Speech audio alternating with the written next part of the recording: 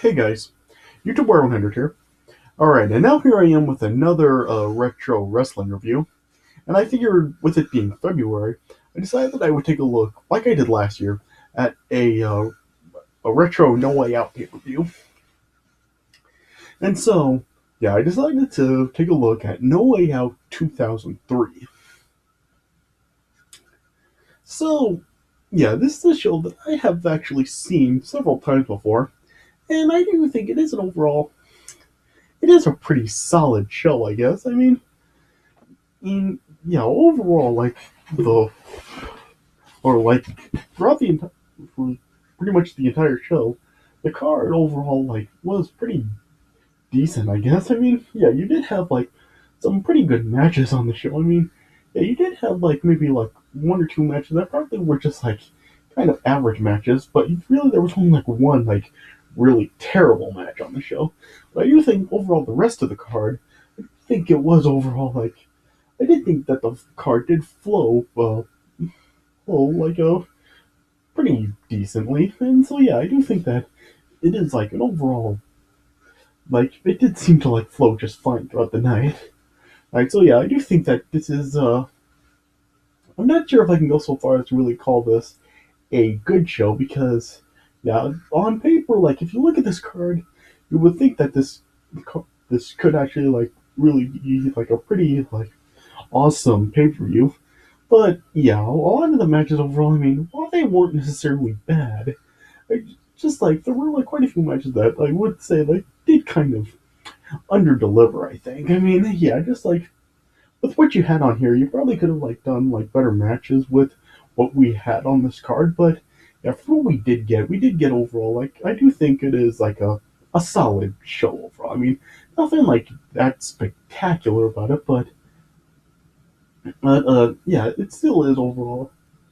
All it did seem to be a solid pay per view. I think. So yeah, nothing great about it, but yeah, you did have some good moments on the show and some good matches. So yeah, it is above average, but yeah, just nothing too spectacular about it. All right, so yeah, let me just talk about the show. Oh, in the card. All right, so yeah, of course, the show was in Montreal, and so yeah, and of course, it was a joint production of Raw and SmackDown on this pay per view, and yeah, on the Raw commentary, you had a King as well as a coach filling in for JR because yeah, on the previous episode of Raw, JR had that match with Eric Bischoff, and Eric Bischoff smashed a cinder block into JR's head. And so yeah, so JR ended up suffering a concussion, and he was just told to take the night off for this pay per view. But yeah, we would see JR later in the night, which I'll talk about later.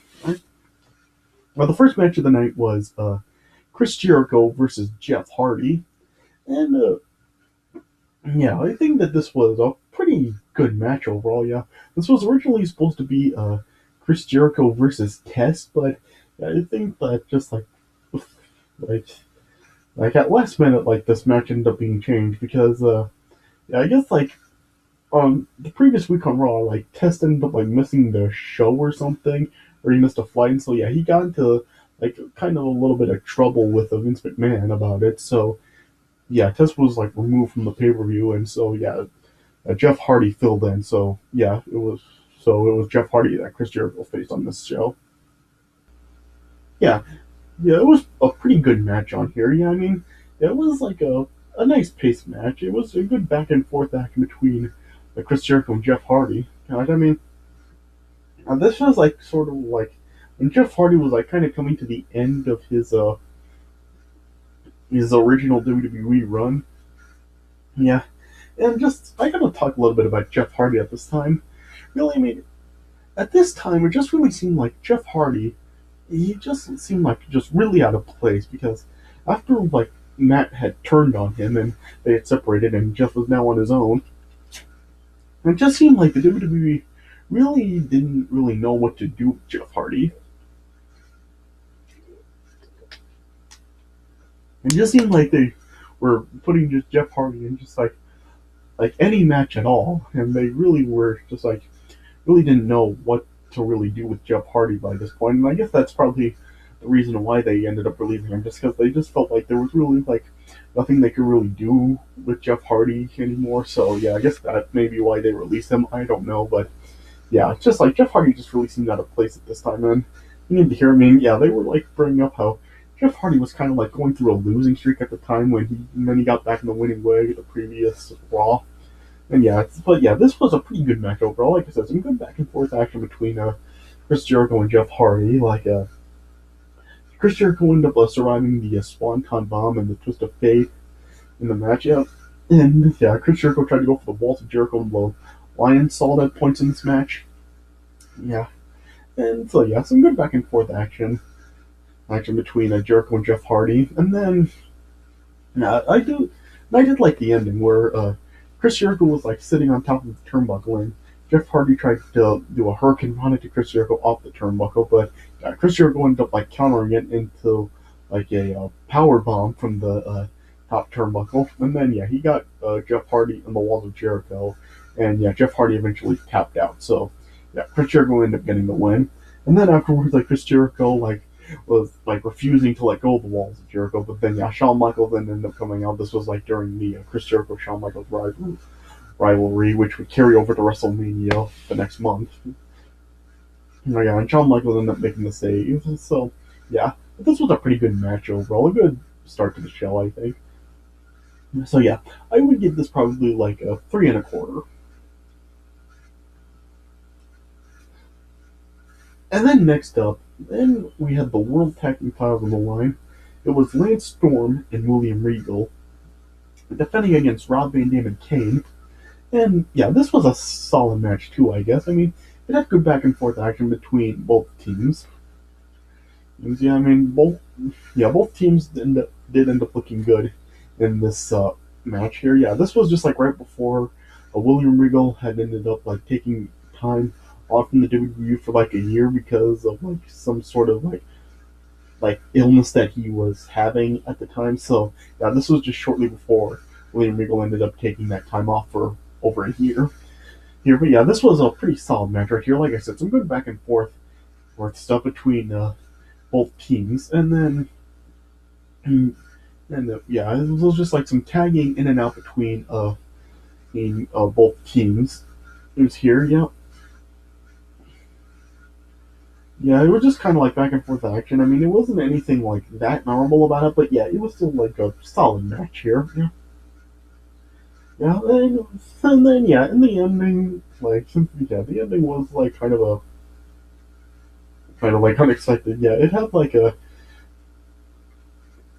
Kane trying to go after William Regal, but then Lance Storm got on Kane's back and was like trying like just pulling Kane's mask to the side, and like Kane of course I couldn't see with his mask that's like turned, and so then yeah, RVD even tagged in and tried to go after William Regal, but then yeah, Lance Storm ended up shoving RVD into Kane while Kane's mask was still like turned to the side. And so yeah, King couldn't see anything, and so then he grabbed RVD and chokeslammed him by accident, of course thinking he was like Regal or Lance Storm, and then yeah, then that allowed William Regal to get the pin. So yeah, Lance Storm and William Regal won the match and retained the title. So yeah, this was a solid match, I guess. Nothing too memorable or great about it, but yeah, it was a solid tag match. So yeah, I would give this probably 3 stars. And then next up, then we had the Cruiserweight title on the line. I mean, it was a Billy Kidman defending against Matt Hardy. And so, yeah, I just always found this interesting with, like, Matt Hardy, who really was not a legit cruiserweight, like, just, like, challenging for the title here. Yeah, you remember what was going on at this time. Like, Matt Hardy was just, like, training to try to make the weight for this match. And, yeah, he did actually make the weight of 220 on the previous episode of SmackDown before this. So yeah. And as far as this match goes, I mean,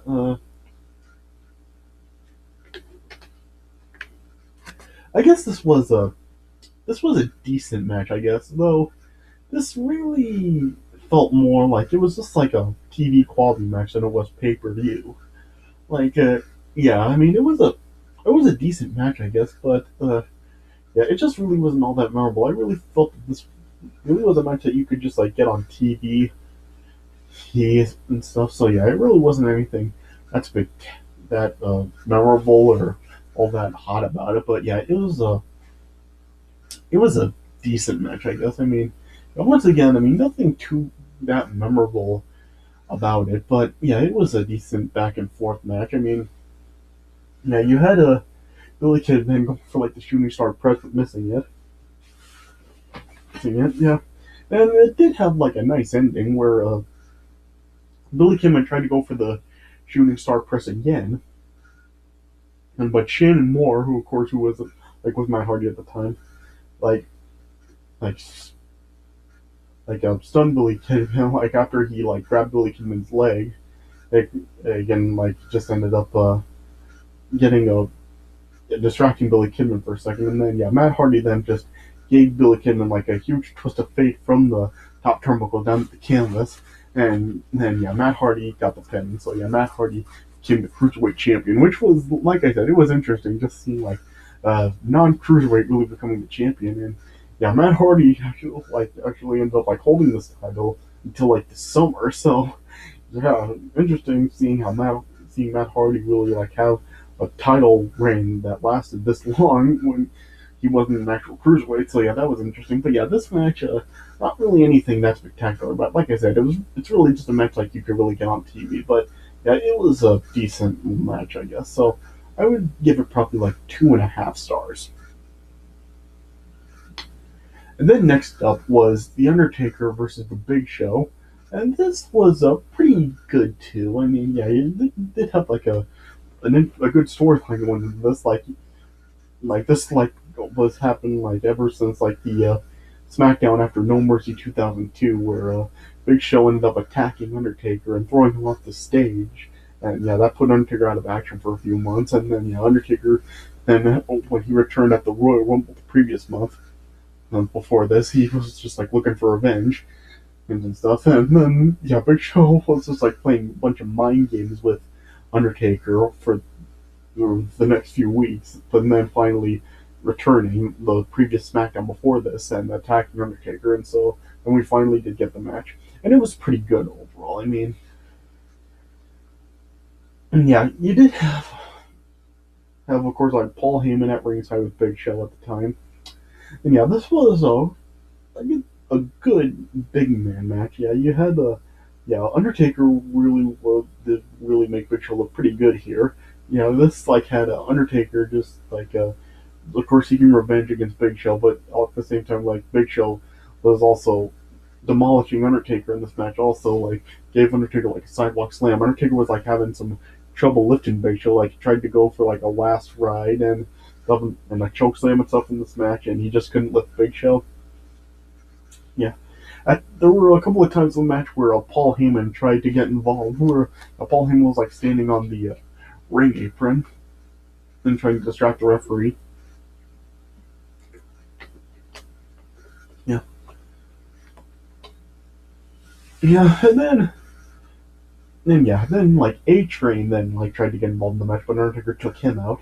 But then yeah, Undertaker then like Big Show then like hit a choke slam on Undertaker, but then yeah, right after that, then Undertaker then just like got a Big Show into a triangle choke, and then Big Show then was just like not unresponsive to the referee, and so yeah, the referee then just like called for the bell. So yeah, Undertaker was declared the winner after that.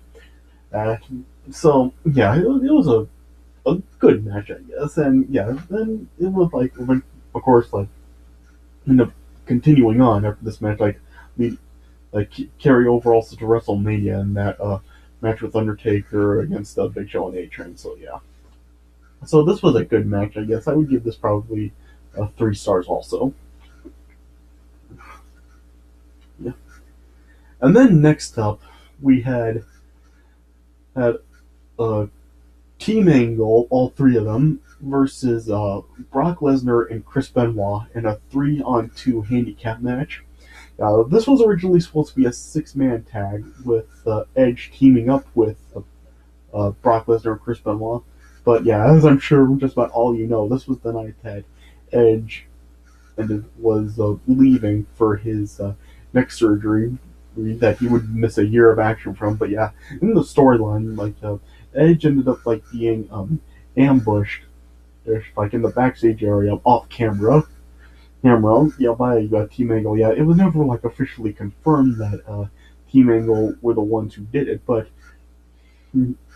yeah, like earlier on in the night, like Kurt Angle was talking to Shelton Benjamin and Charlie Haas about getting an early advantage in the match. So yeah, that was like pretty much like was telling us that Team Angle was responsible for it. So yeah, and so oh yeah, this ended up just being a 3-on-2 handicap match with Brock Lesnar and Chris Benoit. So yeah, and yeah, this was a pretty good match right here. I think that this is probably the match of the night. I mean, this was just like a really, really good handicap match. Yeah, I mean, all five guys did look good in this match. In fact, like you had like everyone like tagging in and tagging out in the match. Yeah, at one point, like Chris Benoit tried to go for a suicidal headbutt on either Shelton Benjamin or Charlie Haas. I forgot which one, but yeah. And Kurt Angle then just like ran up to the turnbuckle and then just did a belly to belly suplex to Chris Benoit down the canvas. So yeah.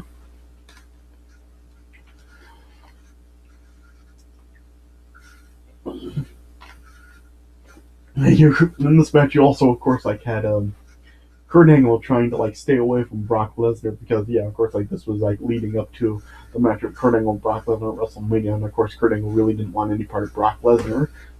Sorry. So yeah, Kurt Angle was just like trying to avoid Brock Lesnar as much as he could in the match, and so yeah,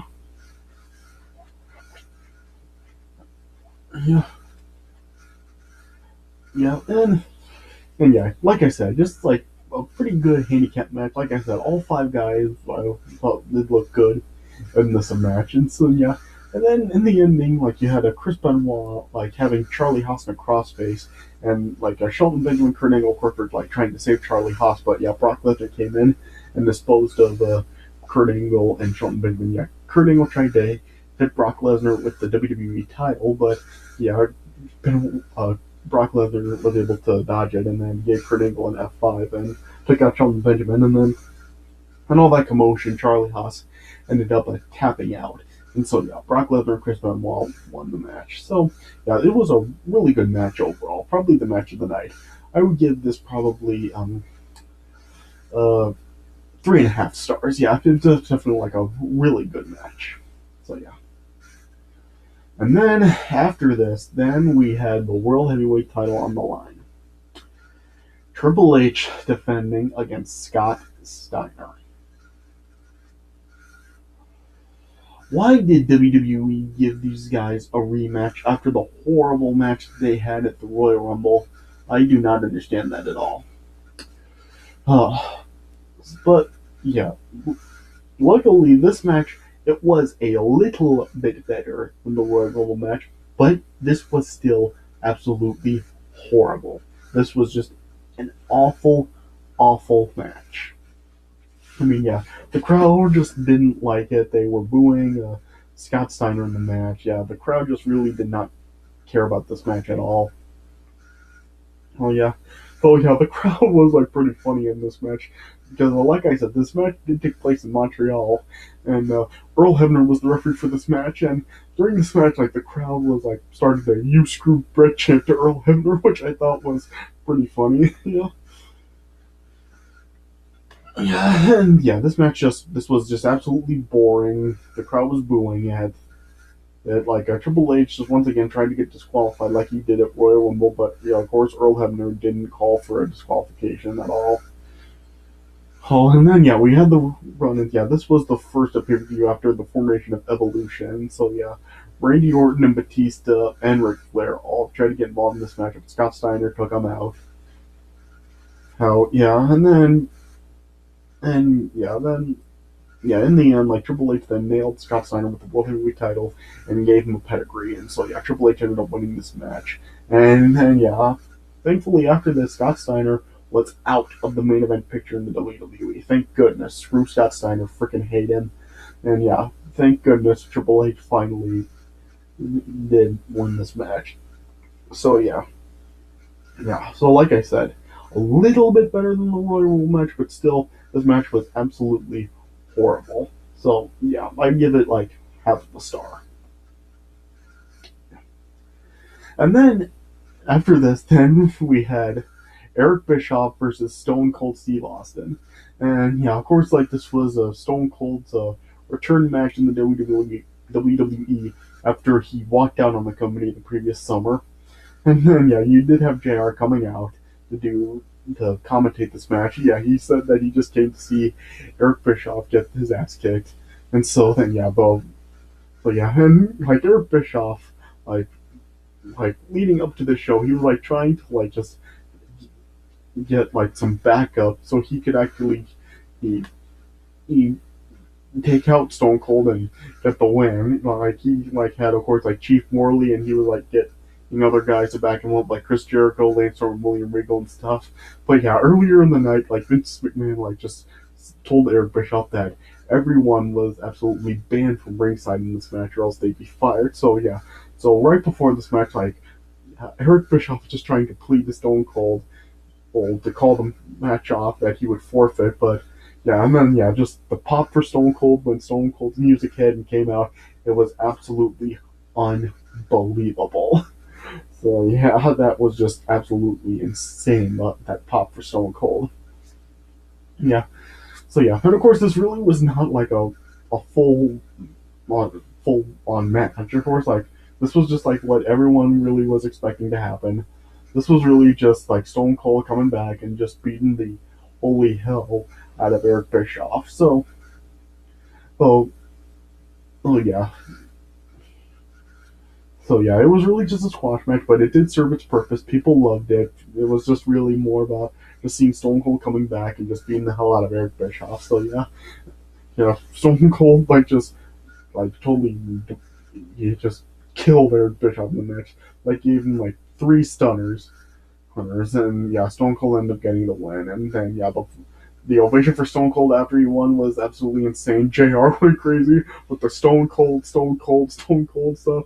Yeah, and then yeah, even after the match, Stone Cold gave Eric Bischoff another Stone Cold stunner. So yeah, this accomplished what it needed to. It was an awesome moment just to see Stone Cold coming back. So yeah, it served its purpose and everybody loved it. So yeah, I'm not gonna rate this thing, but yeah, this was a good moment for the show. So yeah, all right. And then we got the main event, and with Hulk Hogan versus The Rock in their WrestleMania 18 rematch. So yeah, so yeah, at least WWE actually did the right thing this time and let it be the main event. And when they failed to do it at WrestleMania 18, so yeah, that's a positive for this match.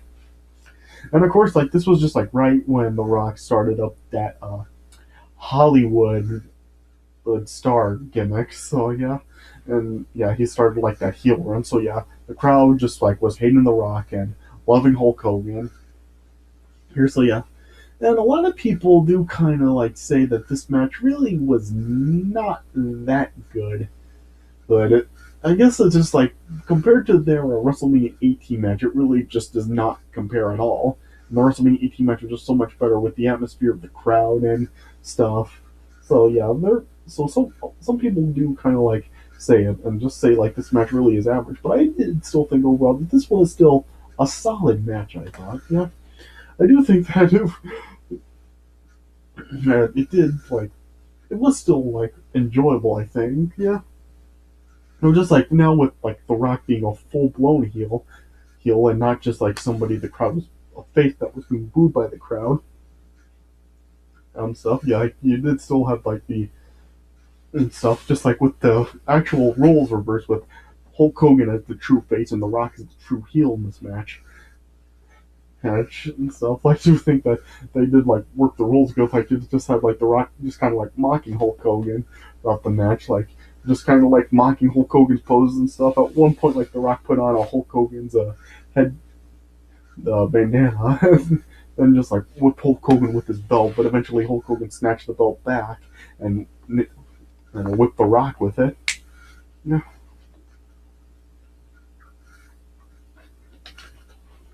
Yeah, you had like a The Rock like hitting a rock bottom on Hulk Hogan pretty early in the match, and yeah, The Rock like got sharpshooter on Hulk Hogan.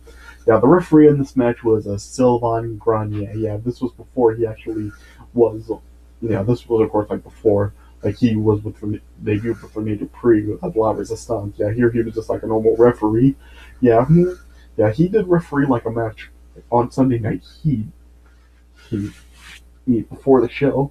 Oh, so yeah, he was a referee here, and that would like kind of like play a factor with the ending of this match. But I'll get to that in a minute. Yeah, and you did like have The Rock like hitting a couple of people's elbows on Hulk Hogan. Yeah, and with the second one, like he did like mock Hulk Hogan's pose and then hit the people's elbow. Yeah, but then yeah, and then you also did have like The Rock trying to use a steel chair on Hulk Hogan, but yeah, Hulk Hogan able to avoid it, and then yeah, he then like nailed Hulk Hogan elbow Rock with the steel chair on the outside of the ring. But yeah, it was like, just like the referee was actually looking right at it, so yeah, I was kind of confused as to why the referee didn't disqualify Hulk Hogan after that. But yeah, it was what it was. Yeah, and then yeah, and then it looked like Hulk Hogan was actually gonna win. Yeah, he nailed the big boot and the leg drop on The Rock. But then yeah, as the referee was counting 1, 2, then the lights then just went out, and then when they came back on, it was like Sylvain Grenier was just like so like appeared to be knocked out in the ring. And Hulk Hogan was just like confused as to what happened. But then yeah, Vince McMahon then just came out, and yeah, he then like just told Hulk Hogan that he was the one who did it. And as Hulk Hogan had his back turned, then like Sylvain Grenier was just like it was revealed that he was just pretending to be knocked out, and he slid the steel chair to The Rock, and then yeah, The Rock then nailed The Rock then nailed Hulk Hogan with the steel chair, and then yeah, hit a rock bottom on Hulk Hogan, and then yeah, Sylvain Grenier got up and then made the count, and so yeah, The Rock won in screwy fashion. So yeah, and I was actually, yeah, I'm sure like a lot of people were really surprised to see that The Rock did get another win over Hulk Hogan. I'm sure that just about everybody was thinking that Hulk Hogan was going to get a return win over here, but yeah, The Rock ended up going over again. So yeah. And then after the Rock got the win, yeah, of course, like The Rock, Vince McMahon, and Sylvain Grenier were all celebrating in the ring over Hulk Hogan, yeah. And then, yeah, after that, then, The Rock then, Vince McMahon then sent The Rock and Sylvain Grenier to the back, and then, yeah, Vince then just got into the ring over Hulk Hogan's body. Or, well, over Hulk Hogan, yeah, not his body, he wasn't like he was dead, but yeah. He then just like pie faced Hulk Hogan down, and then yeah, Vince like just ripped his shirt off, and then showed that he was just wearing like a Hulk Hogan shirt that was just totally defaced. Like on the front it said "What you gonna do?" and Vince just had like nothing over it, written over it, and then on the back it just said "Brother," and Vince had "Sucks" with it. So yeah, just like Vince was just like mocking Hulk Hogan. So yeah, and of course like this would like lead up to the match between Hulk Hogan and McMahon at WrestleMania. So yeah. So I guess that served its purpose. But yeah, I do think that this was still like a solid match overall. Of course, like not as good, anywhere near as good as the WrestleMania 18 match, but I still did enjoy it. So I would still give it 3 stars overall. So yeah, I did think that it was a solid match with a ending that made sense. So yeah. So overall, with the show, I would give it probably a 6.5 out of 10. I mean, yeah, like I said, you did overall, the card did like flow pretty well. I mean, there was only like one bad match, which was the World Heavyweight title match with Triple H and Scott Steiner. But everything else overall, I do think was at least solid. Like, of course, like the return of Stone Cold was great. The match with Hulk Hogan and The Rock was still at least good. But the handicap match was really good. The Undertaker Break Show was really good. And yeah, pretty much like the rest of the card outside of the World Heavyweight title match, it was still at least solid, just like not as good as it probably could have been. So yeah, there's nothing on here that is really musty, but if you're curious enough, you check it out. All right, so that's my take on it. All right, so I guess this is it from my review of No Way Out 2003. So I hope you guys enjoyed this review. And yeah, there is another No Way Out show that I'm also looking into reviewing sometime this week also. So yeah, I'll probably end up making like that review for that No Way Out show sometime this week. So stay tuned for that coming up. But I hope you guys enjoyed this review. So thanks for watching, and I'll see you guys later.